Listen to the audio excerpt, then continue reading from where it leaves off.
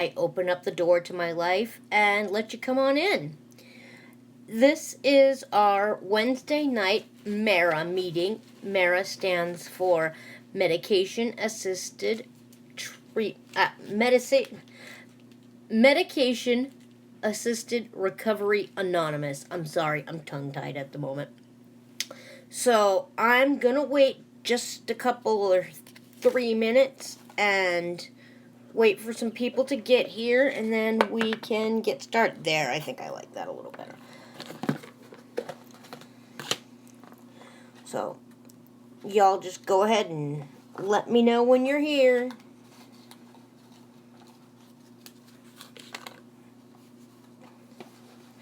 Well, I guess while I'm waiting, and to fill space, I can discuss my day. So, my day today has been a little nerve-wracking, to say the least.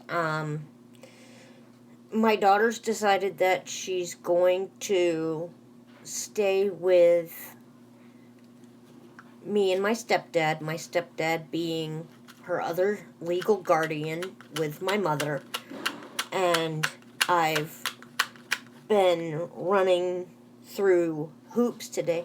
Hi, Cindy, thank you for coming. So I've been running through the hoops today to get her enrolled in school and finding out what we need and this, that, and the other. And, this is the first time I've actually had an active participating role in her life in 14 years. Other than that, my mother's been the person taking care of her completely. And now that responsibility is going to fall on me. And to be very honest, I'm scared shitless that I'm gonna fail. Like I said, I haven't been a mother to her for 14 years, and I really hope things work out for the best, but, she still has a lot of resentment where I was absent and now I'm here and now I'm the one being the disciplinarian. And of course, Cindy. Hi, Nicole. Thank you for coming. I'm just waiting for a few people to trickle in. Oh, cool. You're going to share. I don't know if I can find a way to bring you up on camera. Thank you, Cindy. I'm glad you guys have faith in me because, right now, I need it. Yes, I'm smoking on camera. I don't normally do that either, but my nerves are shot. Thank you, Nick, for sharing my video. I love you, girl. So yeah, that's what's going on with me is I'm going to be taking a more active parenting role. And I'm scared. I'm afraid I'm either going to fail or my mother's going to make things difficult.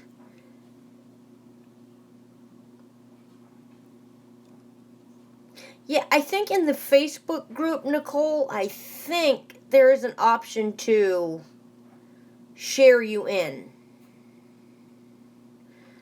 But I don't know how to do it here on Streamlabs because that's how I have to do it right now, where I don't have a webcam hooked up to the laptop. I gotta buy one, and right now I just don't have the money to do all that, and I gotta figure out where I'm gonna come up with money for school supplies and everything. I'm just scared, you guys. I'm scared. I don't have the money to do this. I don't think I'm gonna do so hot a job. I've been praying about it all day.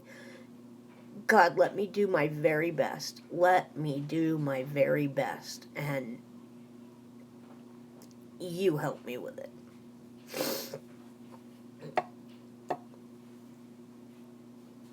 But,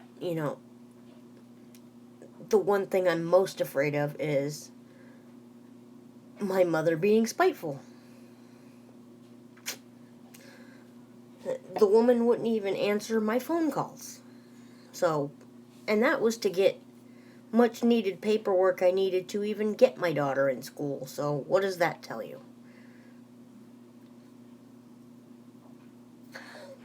Alright. I guess it being just about 10 after, let us start with the Mara meeting. Hi, my name is Candy, and I'd like to welcome you to this Mara meeting. Let's start our meeting with a moment of silence for the addicts who are still sick and suffering, followed by the Serenity Prayer. Sorry.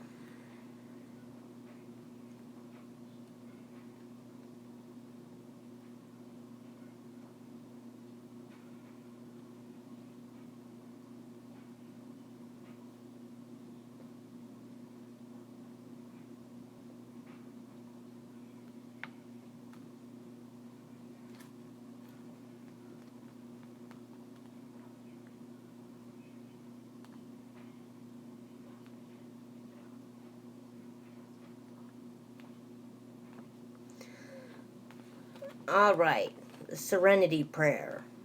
God, grant me the serenity to accept the things I cannot change, the courage to change the things I can, and the wisdom to know the difference. Amen. We of Medication Assisted Recovery Anonymous believe that medication is a therapeutic tool of recovery that may or may not be discontinued in time dependent upon the needs of the individual. Mara Preamble. Mara meetings are solution-focused. We emphasize no judgment of others, nor harsh judgment of ourselves. We ask that you not say anything which may interfere with the progress of another human being or one's own progress. On that note, there is no reason to talk about a particular drug or alcohol. We wish to maintain a safe lifestyle and help others to learn how to live this way.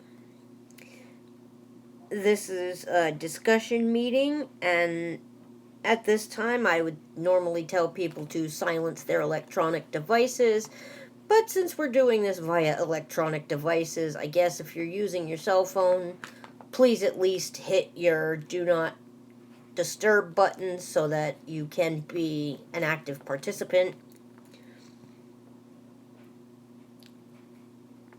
I don't have any way to sign any of your papers, but if you do have people that need to verify meeting attendance, give them my email. I will link it in the video, and we can do that.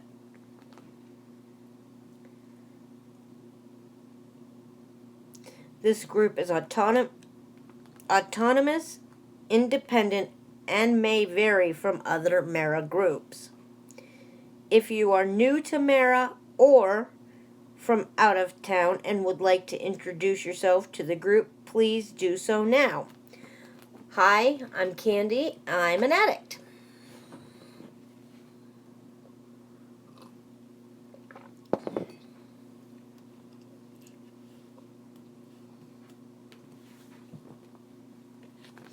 Anybody else?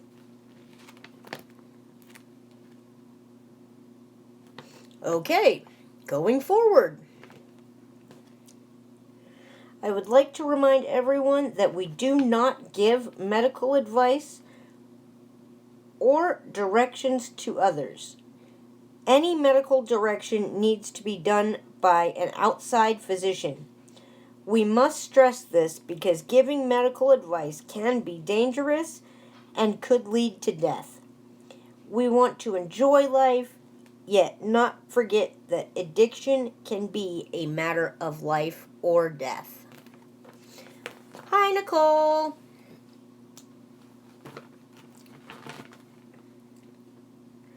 Whether or not you are utilizing medication-assisted recovery, you are welcome here. We welcome all people seeking recovery from an unsafe lifestyle. Mara has no requirements, no referrals are needed.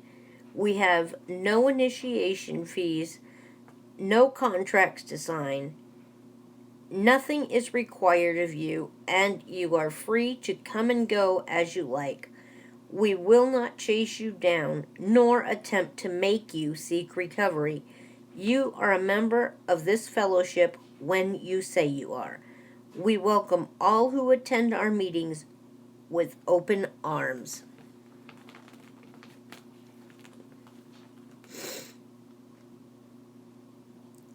All right. I guess now I need to read the 12 Steps of Mara. Get in my handy dandy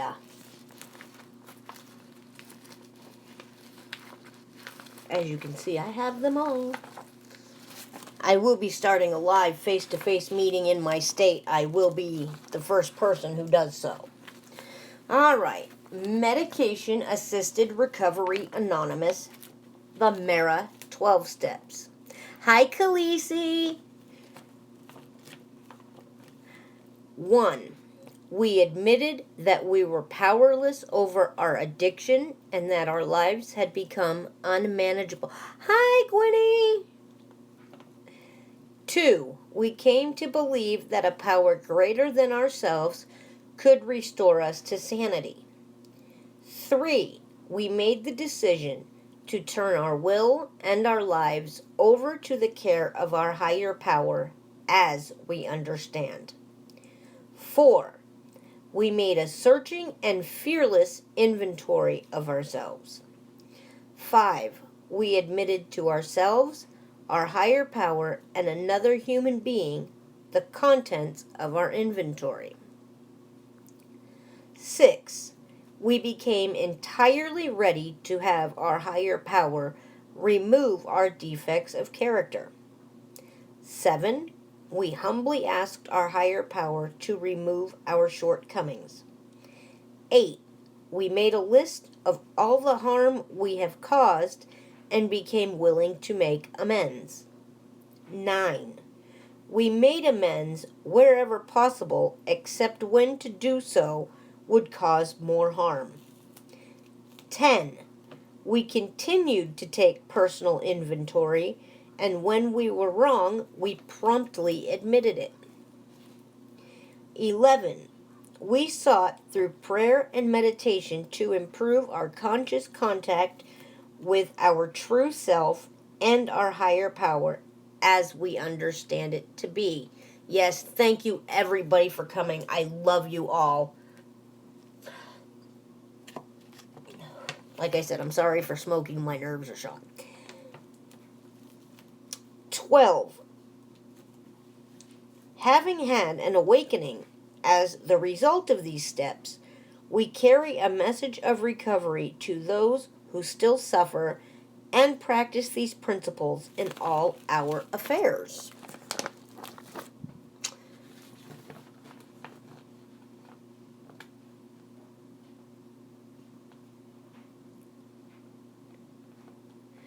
Okay, today is going to be a discussion meeting, so let's try to focus on staying in the solution while we share.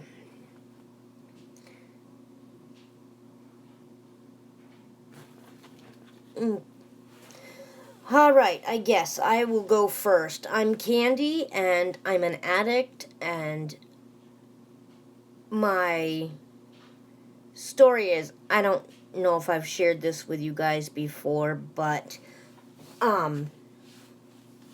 before I went out on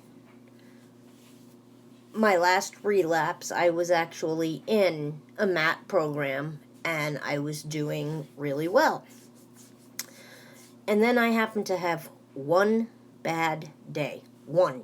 Just one. Just one is what made me make a snap decision to do the worst thing I could have ever done. I was literally fighting with everybody in my life that day, my boyfriend, my daughter, my mother, her boyfriend, just everybody I encountered that day. And I will be the first one to say that, it was probably my attitude that caused most of it. But I let one decision determine how the rest of everything else was going to go. So, the straw that broke the camel's back and made me make the phone call is I got in a fight with my boss. And this was Christmas Day, 2017. And she had just kept bragging about how much the customers loved her and how they were giving her tips and how she didn't have to share it and da-da-da-da-da. And, I finally had just had enough working 8 hours hearing that every 5 minutes. And I decided that I was going to take home money too, because I was working on Christmas. I gave up my day with my family, and so I was going to take home some money too. So what I did was I counted out my register and closed that, and instead of putting what was not required to be in the drawer in an envelope and deposit it, I decided to take that money and put it in my purse. And I was also asked to count down the other register, so I did the same thing with that one. And that was the start of the worst thing I could have ever done, is to start stealing from my work. So I went home and I picked up my phone and I called my dealer. And I told him how much money I had and wanted him to bring me over as much as that money would buy. So I ended up buying 4 grams of heroin that night. And then I went to work the next night and decided to do I think it was right around $4,000 is what I ended up getting for my Christmas theft. Right around $4,000. And granted, 4 grams didn't cost me $4,000, but that's what my dealer had on him, and I bought it out. So I had some extra money to do what I wanted with. And the next night, I did the same thing. And every night I worked, I did the same thing. And did the same thing, and did the same thing, and over and over and over and over. And then it came to a point where my dealer, I told him how I was actually getting the money, and he kept encouraging me to take more, get as much as I can. And so I'd bring home to him $1,000 a night just to go run and get more so I wouldn't be out for the morning and I would have enough to go to work with. And that's what we did every night for about 11 months. Every night I worked, I would not deposit money, or I would deposit very little. Like, I'd deposit the 1s and the 5s because I didn't want those anyways. So that's what I did. And somebody actually went to my boss and told them I was bragging about what I did, which was not true, but, he saw how much money I had in my wallet and I guess kind of put 2 and 2 together. And so the boss watched tapes and she concluded that she had enough evidence that I probably was stealing, but not enough evidence that they could prosecute because I was very sneaky about it. I'm glad I'm alive too. I don't know how I didn't overdose or anything, because at the end of that time, I was doing 10 grams of pure heroin to myself every day, not sharing with anybody. But I ended up October 3rd, 2018, I was fired. And I had to call my dealer and tell him what happened. and what money I had left over from the last day I worked, we went and picked up one more time, and we had made a deal that I was going to start selling for him. And as you know, any drug addict is not going to keep product on them, go sick, and not do it. So, he gave me a bunch of product to sell for him, and I would start taking out of those bags. When I got low on my own, I would take out of the bags I was supposed to sell and, put it towards my own supply, and then sell a smaller bag for the same price.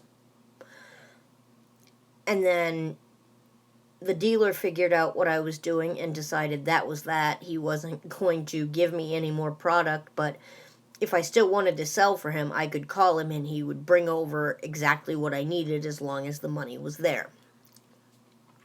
So I ended up running out, and I was sick. I was really, really sick. Doing that much dope every day, I was sick. So I had sat there and I had given myself two options. One, I was either going to get into detox and get well and do things right, or I was going to commit suicide, and I wrote out a plan and everything. So, yes, Gunny, he was very, very greedy. If I brought home $2,000 a night, it was still, you need to get more, you need to get more, you need to get more. It was never, okay, this is enough. You've got to slow down. No, it was always more, more, more. So, by the grace of God, I called the detoxes in my state, and one of them was willing to accept me at, I think it was 1 o'clock in the morning on October 10th, 2018, and I went into detox. I came back out on the evening of the 12th. It was 3 days. And I was on Suboxone. They had started me on Suboxone as soon as I was in the safety zone. And I came out of detox / the rehab wing, and I haven't looked back. I got home. I called my doctor up. I begged her to take me back, and at first she didn't want to, but then she thought about it and called me right back and said she would. So I got back into the program, and 10.5 months later, here we are. I'm clean. I'm sober. I feel good. I'm scared as hell because I'm going to be an active parent again for the first time in 14 years.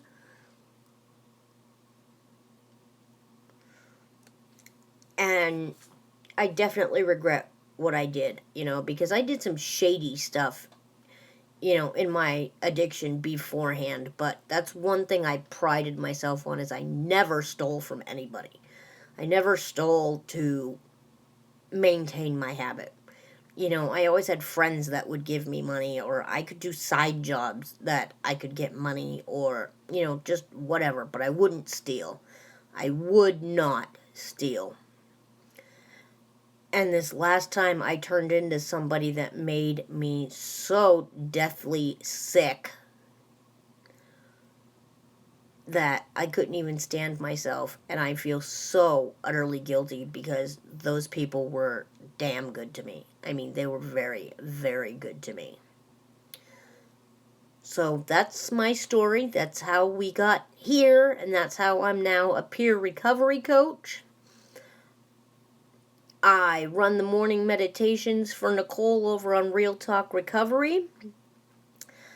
And I have this channel to help all of you, and it helps me too.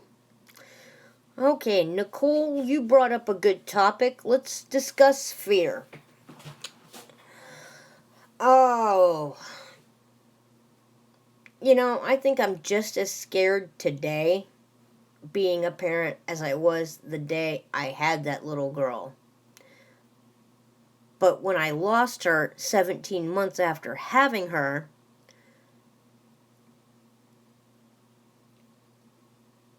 I was afraid of what was going to happen to her because, the woman that got guardianship of her, she never raised me, my sister, or my brother. And I'm thinking, this is the person that's going to be raising my child? Wow. And I pretty much dove deeper into my addiction back then. And back then it was pills. Fear. How do I deal with it? Today I pray. I pray, God, please help me through this. Show me what to do. Guide me how I should do things. I turn my will and my life over every single day because that's all I can do. I can't do it myself. I know I can't. I need my higher power. And thank God I have it because I think if I just take my sponsor's suggestion and stay clean and do what I've been doing and just do right, I think I'm going to get through it.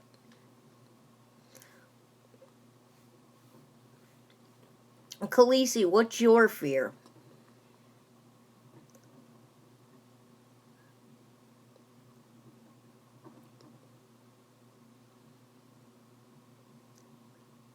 I agree, Nicole. We don't have control of the unknown. And those of us that have lost our children and are blessed enough to get them back, it's just, it's like a smack in the face almost saying, here you go. Hopefully you can do better than you did the first time. And I hope to Christ I can. Yep, this too shall pass, Nicole. This too shall pass.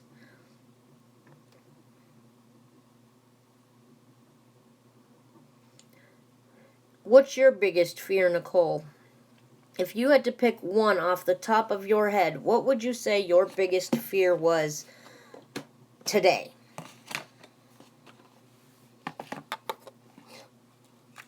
Honey, that one right there, I get it. Not feeling like you're good enough. That's exactly where I'm at. That is exactly where I'm at. I always worry that I'm not gonna be good enough. Always waiting for the other shoe to drop, I guess is how that saying goes. I want to do a good job, and I know I've done a great job in my recovery.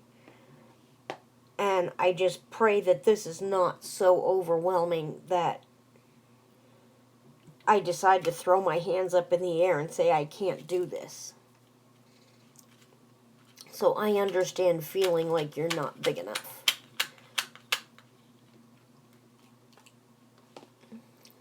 I can relate to that one too, oddly. But good news on that, Nicole kind of knows what I was going through on that end, is my significant other actually called a program, and he is supposed to be having a meeting with them, I believe, the beginning of next week, so that he can actually start working a program and not buying Suboxone off the street.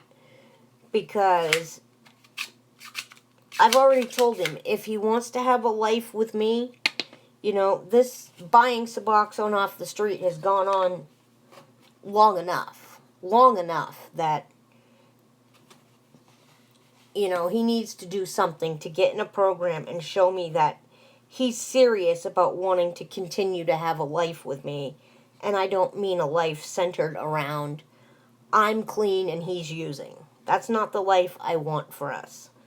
I want both of us to be in recovery and working towards a life and working towards good things and working towards the goals we've made.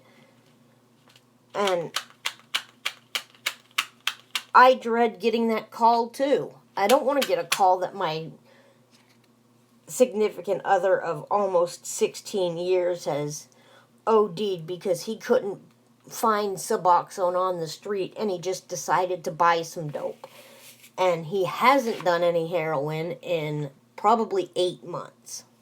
So he's just slowly behind me, but 8 months for him is just amazing.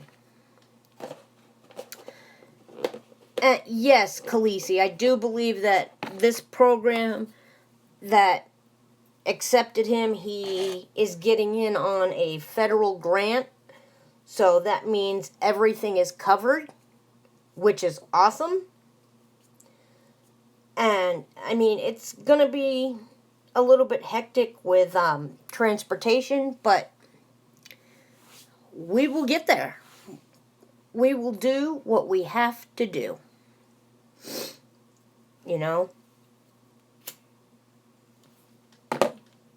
If he has to hitchhike or walk, we will get through this.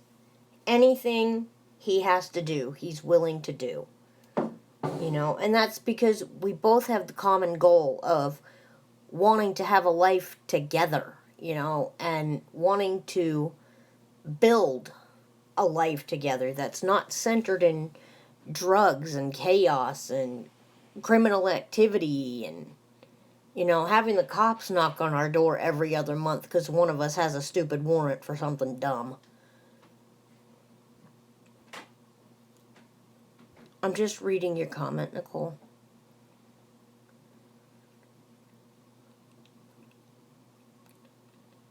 Exactly.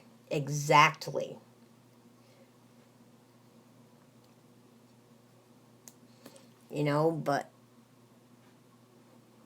for us, our whole, 98% of our relationship was, hi Sandra, aloha to you too. 98% of our relationship was addiction, Which one of us would get the drugs, which one of us would, who got the drugs, who had to share their drugs, who, drugs. And alcohol. And then for me, I started adding benzos into that combination. So there's a triple whammy. I have no idea how I'm not dead. Yes, I do. God is how I'm not dead, because it's definitely not me on our own. Yep, just keep doing the right thing. And that's all I can do. Every day and every night. Thank God for giving me another blessed day of recovery. And it is hard. It is hard. Fear and negativity run rampant for us.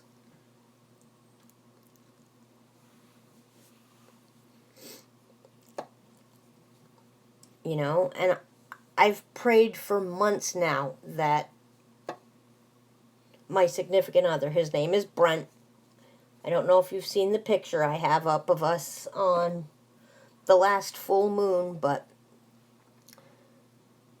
I've prayed for months that he could get into a program and that things will start going right for us. But for the grace of God, it is, amazing things are happening to me.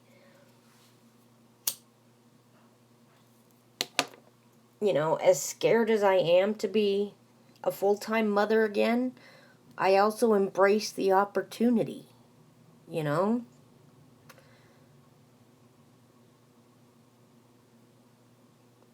Hi, Nate. I hope you're liking school, buddy. So, but, like I said, I passed all my medical clearance, and I'm gonna be losing my battery here soon. Let me see if I can't find my cord real quick.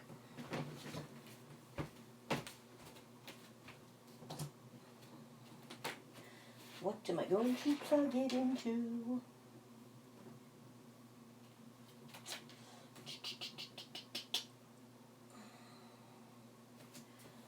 I wonder.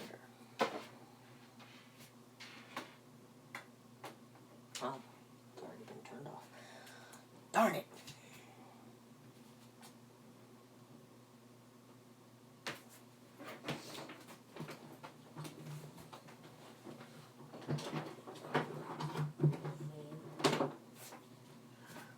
Alright, not having much luck on the whole, finding a plug-in thing. So,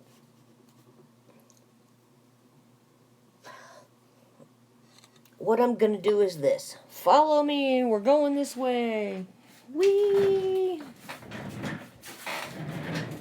The good thing about having an office chair, have chair will travel.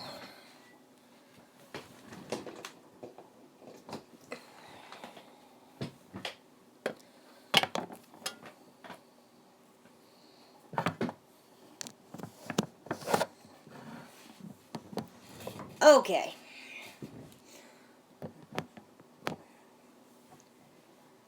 Yes, Nate is pretty handsome. He is going to have all the boys chasing him. Does anybody else have a fear they want to talk about?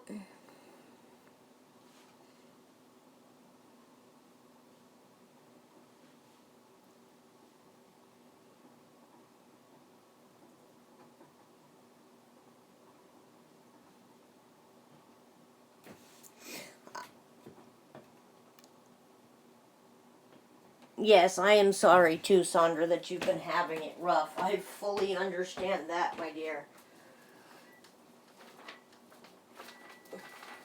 I am just trying to get some of my readings and my coffee, let's be honest.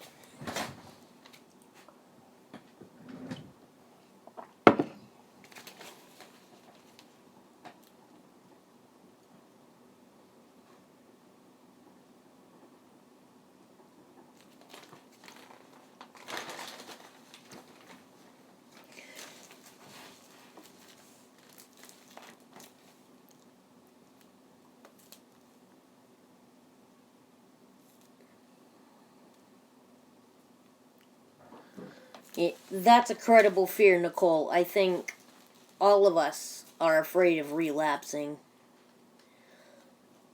Yes, Sandra, I'm glad that you're not using now. That's amazing. That is amazing. Keep doing the next right thing.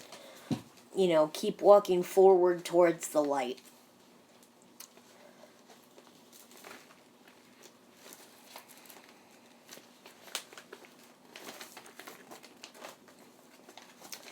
Alright. Does anybody want to hear how Mara works? Yeah, I think so too, Nicole. I mean, the more we think about the possibility of relapse, the stronger I think we can get in working a program that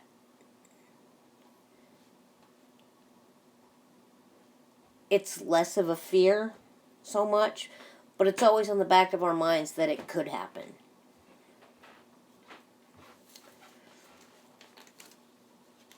Alright, so I'm going to read how Mara works. The first step to recovery is the desire to change. When we act on the desire to stop using drugs chaotically, we are in recovery. Recovery is the process of change through which individuals improve their health and wellness, live a self-directed life, and strive to reach their full potential. And I think that's what all of us here are trying to do. And, you know, the women that I am so blessed to be able to interact with on my channel and with Nicole's channel, you guys just, I feel so blessed. Even if I don't know you personally, you know, if I've never spoken to you directly, just these interactions that I have on these live streams with you guys, you give me the desire and the courage to keep moving forward. Keep doing the next right thing. Keep getting stronger. And I see all of you women doing that too, and I applaud you. You know, my heart is bursting because I am so proud of each and every single one of you. You know, if you would have asked me a year ago if I thought I'd see myself doing the amazing things I'm doing today, I would have told you no, I think I'll be dead.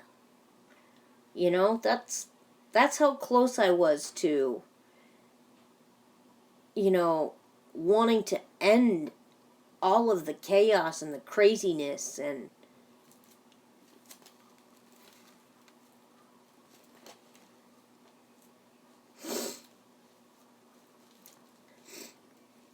okay, if you are using a method of recovery that involves medication, you are in recovery. Period. And don't let anybody try to convince you otherwise. We in Mara consider a relapse to be the repetitive use of a substance that causes suffering in your life. If you relapse, you are still welcome here. If you are not currently utilizing medication, or if you never have, you are welcome here. We are a fellowship of recovering people who focus on widening the scope of recovery from addiction to all persons.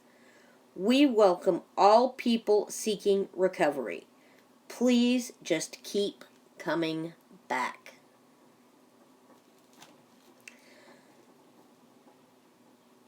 There is a special feeling of empathy created for recovering people when they discover that there are other people who share their difficulties, past and present. The sense of fellowship and unity created in these meetings will strengthen our recovery. Meetings keep us in touch with where we've been, but more importantly, with where we can go in our recovery. Yes, all inclusive. Sharing with fellow recovering people is a basic tool in our program. The therapeutic value of one person helping another has always been the basis of 12-step programs. We share our experience, strength, and hope without judgment or preaching.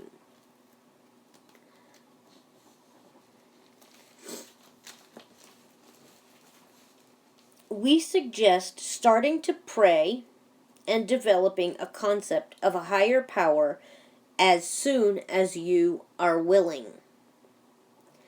This is a spiritual, not religious program.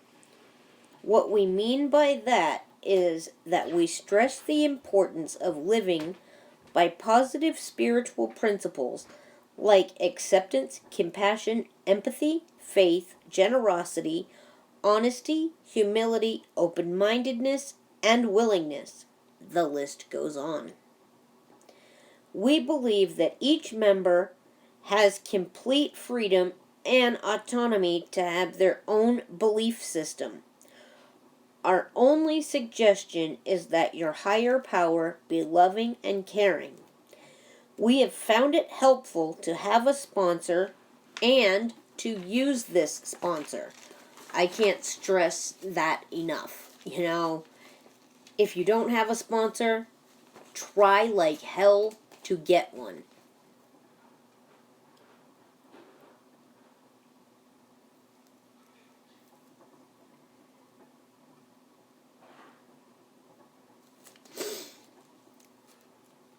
Sponsorship is a two-way street. It helps the sponsee and the sponsor. As newcomers, we find it easier to recover if we have someone we trust and in who we can confide. Another tool in Mara is involvement with service to others. This work can begin with simple actions. setting up at a meeting, greeting people, cleaning up, chairing the meeting, or passing out literature. Eventually, we can get involved in a structured service position. We keep what we have by giving it away. Yes, support is very, very important. You cannot do this alone. This is not an I program, it's a we program.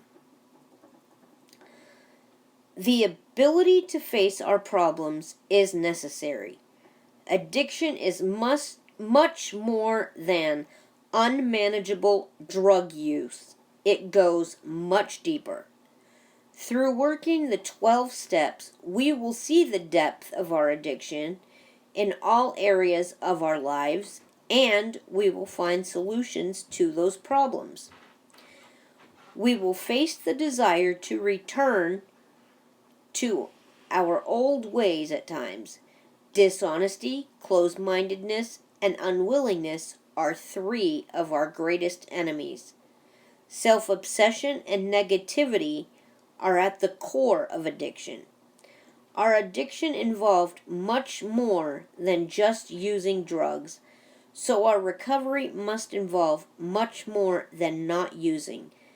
We must use the tools of recovery one day at a time. Amen.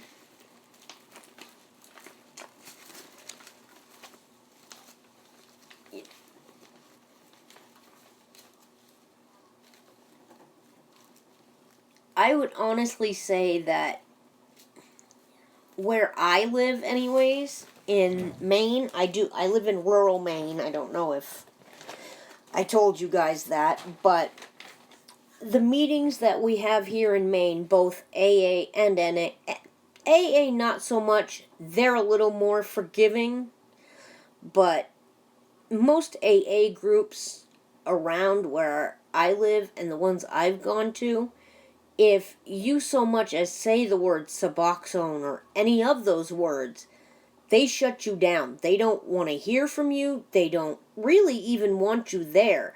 You know, they don't come out and say that, but their behavior alienates you so much you just don't care to go back.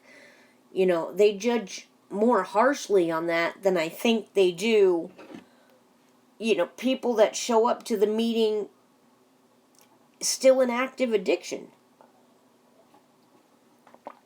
So, that's why my goal is to get a Mara meeting started in my community where people from all walks of recovery are welcome. I don't care what method you use to get clean and sober.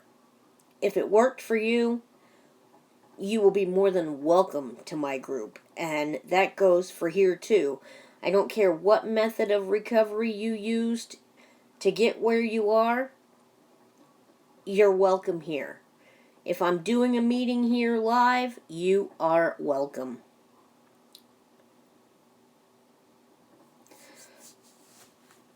I actually have people that see the same doctor I do that, you know, they were asked about going to meetings and they're dead set against it because they're so alienated and so judged and they just feel so much worse about themselves that they said they'd rather sit at home.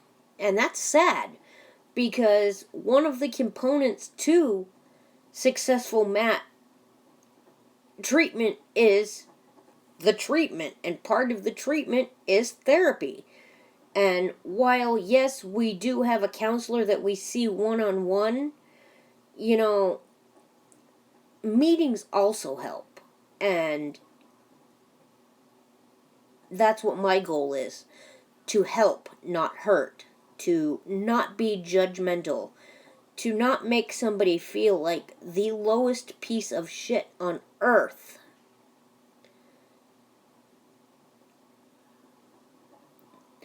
I'm gonna find out if they would let me, but I'm not sure. But there are some churches around where I'm living now that I probably could get something started. Oh, I've got this wicked hangnail, you guys. I gotta stop chewing at it, though.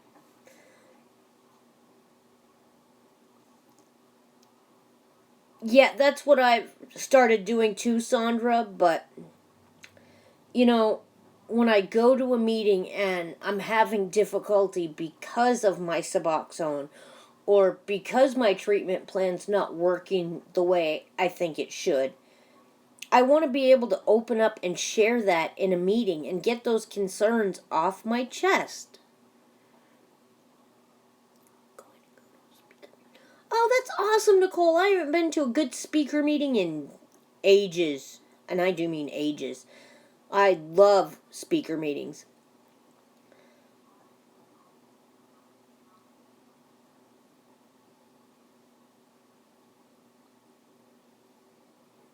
You know, I'm so glad that we have this outlet, Nicole, that we can do this.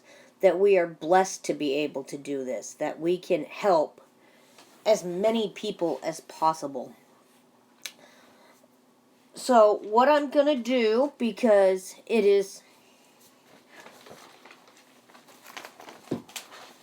either just about 9 o'clock or a little bit after where I'm at, and I've got a 16-year-old to get ready to have a meeting with school counselor and the registrar tomorrow, I'm going to read the Mara prayer, and I'm going to close the meeting with another moment of silence, followed by the Wee version of the Serenity Prayer. This is the Mara prayer. Nicole, I don't know if you have this one. If you don't, let me know, and I will gladly email one to you. God, please grant me the ability to accept my addiction. Please free me from the bondage of self-will. Please help me to practice the teachings of the program. Please bless me with gratitude for this precious gift of recovery. Please help me to grow spiritually and emotionally. And please grant me the greatest of all gifts, the ability to help others. I had a good time doing this with you. I'm glad you had a good time too, guys. I will see you in the morning. I might do this a little bit early because I do have to be at my daughter's new school right around the time that I would normally do meditation.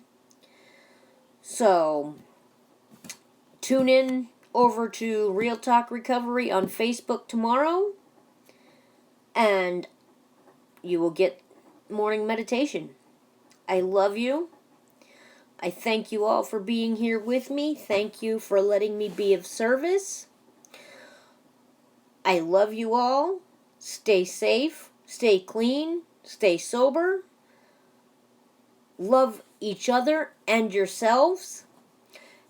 And more importantly, don't forget to like this video and subscribe to my channel.